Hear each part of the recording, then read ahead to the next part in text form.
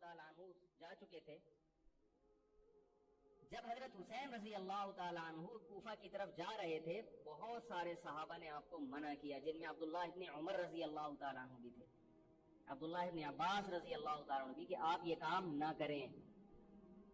بعض نے تو کہا کہ ہمیں آپ کی شہادت کا یقین ہے، کیونکہ جس حالات میں آپ جا رہے ہیں حکومت یہ سمجھے گی کہ بغاوت کرنے آ رہے ہیں، لہذا وہ آپ کو کیا کرے گی، اس بیس پہ قتل نہیں کرے گی کہ آپ نواسہ رسول ہیں، کیونکہ وہ بھی مسلمان تھے. اس بیس پہ قتل کرے گی کہ آپ کی نیت کیا ہے، حکومت کے خلاف بغاوت. تو ان کے پاس ایک اپنے آپ کو برحق ثابت کرنے کے لیے ایک دلیل ہوگی کہ حکومت کا باغی جو بھی ہو اسے کیا کر دو، قتل. رسول اللہ صلی اللہ علیہ وسلم نے فرمایا، صحیح حدیث ہے، کہ جب مسلمان کسی ایک امیر پہ جمع ہو جائیں تو اس کے خلاف جو بھی اٹھے، نبی نے فرمایا اس کو قتل کر دو، کائنم من کان، چاہے وہ اس کے خلاف اٹھنے والا کتنا ہی نیک کیوں نہ ہو. یہ حدیث کے الفاظ ہیں. حضرت حسین کا موقف یہ تھا کہ میں نے ابھی تک یزید کی خلافت اور حکومت کو تسلیم نہیں کیا، لہذا میں اس وعید میں داخل نہیں ہوں. اب ہوا یہ کہ حضرت حسین رضی اللہ تعالیٰ عنہ جب گئے ہیں اور کربلا کے مقام پہ پہنچے ہیں تو وہاں آپ رضی اللہ تعالیٰ عنہ کو مسلم بن عقیل کی شہادت کا بھی پتہ چلا، اور اندازہ ہوا، میں بہت شارٹ کر کے سنا رہا ہوں، اندازہ ہوا کہ حالات ایسے نہیں ہیں جیسے میں سمجھ رہا تھا. عبید اللہ جو ابن زیاد تھا بدبخت، اس نے حضرت حسین کو یہ کہا کہ بغیر کسی شرط کے حضرت حسین کو گرفتار کر کے لاؤ اور میرے ہاتھ پر بیعت کراؤ.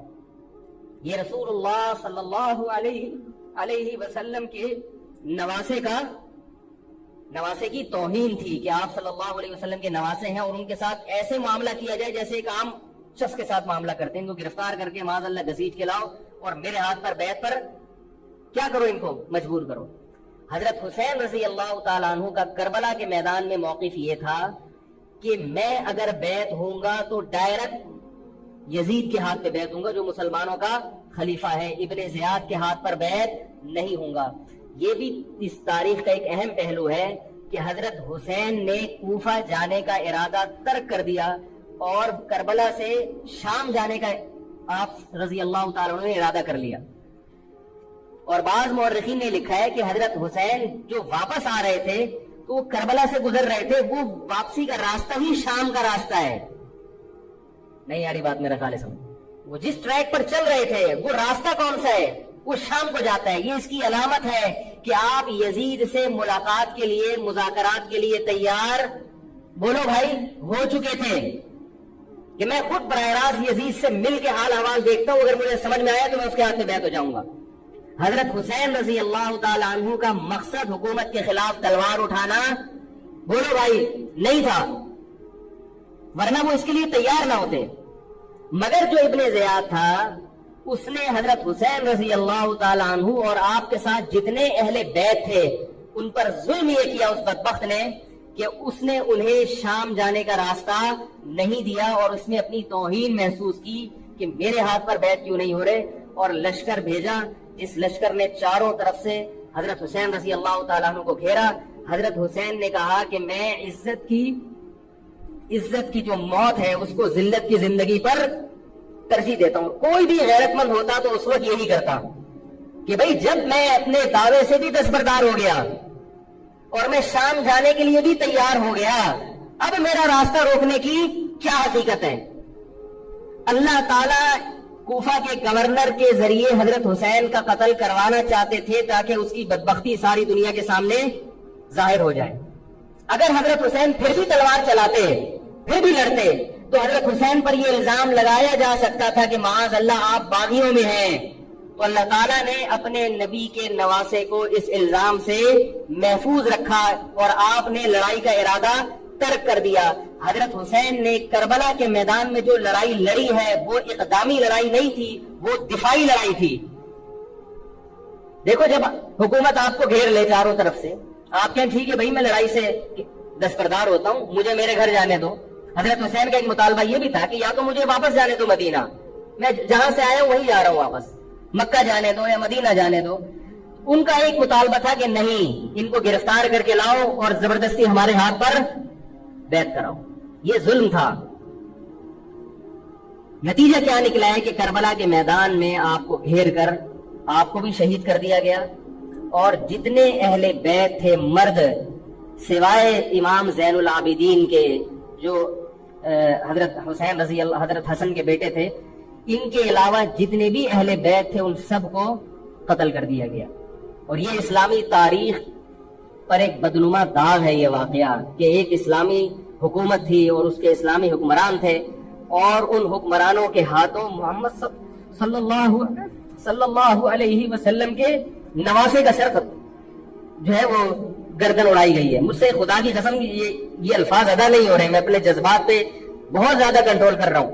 وہ منظر کیا ہوگا کہ جب نبی صلی اللہ علیہ وسلم کے نواسے آپ صلی اللہ علیہ وسلم کے نواسے کی گردن اڑائی گئی ہو، تو یہ بہت ایک اسلامی تاریخ میں ایک بدترین واقعہ ہے۔ لیکن بات یہ ہے کہ جب یہ واقعہ ہو گیا اور قتل کر دیا گیا، باقی جتنے بھی جو زندہ بچے تھے اہل بیت وہ یزید کے پاس لے جائے گئے۔ روایات میں آتا ہے کہ یزید نے ان کا اکرام کیا اور ان کو عزت کے ساتھ تحفے تحائف دے کر واپس کیا۔ یہ جو کربلا کے واقعات میں جو ظلم کی داستانیں اضافی بیان کی جاتی ہیں، اس کا مستند تاریخی روایات سے کوئی ثبوت بولو بھائی نہیں ملتا۔ اب لوگوں نے اپنی دکانیں چمکا لی ہیں، پانی نہیں تھا، کئی دنوں سے کھانا نہیں ملا۔ صحیح روایات سے ثابت ہے کہ حضرت حسین رضی اللہ تعالیٰ عنہ کربلا کے میدان میں وضو کر کے نماز پڑھتے تھے، تو پانی تھا تو، اور بعض نے یہ کہا کہ اہل بیت کی عورتوں کی عزتیں اچھالی گئی ہیں۔ آپ اس طرح کی باتیں کر کے اہل بیت سے محبت کا اظہار کر رہے ہو یا ان کی توہین کر رہے ہو؟ بولو بھائی۔ اگر کوئی عزت دار پاک دامن عورت ہو، بالفرض اس کی عزت پہ ڈاکہ ڈلتا ہے، بالفرض، تو آپ اس بات کو چھپاؤ گے نا، آپ جھوٹ بولو گے، بولے کہ نہیں بھائی اس کی عزت پہ کوئی آنچ نہیں آئی ہے۔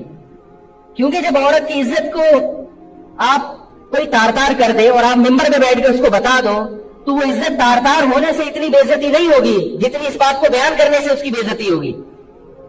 حقیقت یہ ہے کہ کسی مستند روایت سے ثابت نہیں ہے کہ اہل بیت کی عورتوں کی عزتوں کو اچھالا گیا۔ وہ نبی کے گھرانے کی عورتیں تھیں، ان کا ناخن بھی کوئی نامحرم مرد نہیں دیکھ پاتا تھا۔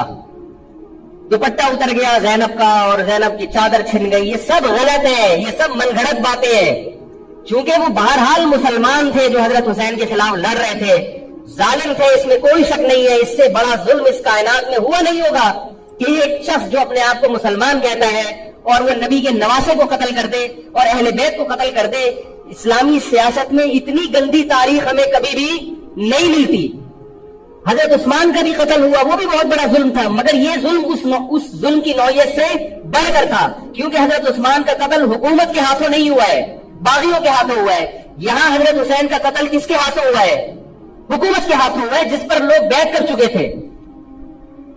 تو یہ اسلامی تاریخ میں ایک بہت بڑا بدنما داغ ہے، مگر اس کو بیان جس انداز سے کیا جاتا ہے اور جتنے قصے کہانیاں من گھڑت سنائے جاتے ہیں ان کا حقیقت سے تعلق نہیں ہے۔ ہماری نظر میں چاہے پانی بند کیا ہو یا نہیں کیا ہو، کھانا ملا ہو یا نہیں ملا ہو، ہماری نظر میں حضرت حسین رضی اللہ تعالی عنہ کا سر قلم کر دینا ہی کائنات کا بدترین ظلم ہے۔ یہی ایسا ظلم ہے کہ جس پر جتنا غم کیا جائے کم ہے۔ غم منایا نہیں، غم کیا جائے۔ منانا الگ چیز ہے، غمزدہ ہونا الگ چیز ہے۔ لیکن جو آگے اس میں تڑکا لگایا جاتا ہے اس کا حقائق سے تعلق بولو بھائی نہیں ہے۔ یہ دکانیں ہیں جو چمکائے، اس میں سب برابر ہے، شیعہ بھی سنی بھی۔ بہت سارے سنی علماء بھی کربلا کے واقعے کو بہت ہی بھیانک انداز سے بیان کرتے ہیں، اور مقصد کیا ہوتا ہے؟ پبلک کو رلانا۔ ایک رونا وہ ہوتا ہے جو خود سے آئے، اور ایک رونا ہوتا ہے باقاعدہ آپ کو آرڈر پہ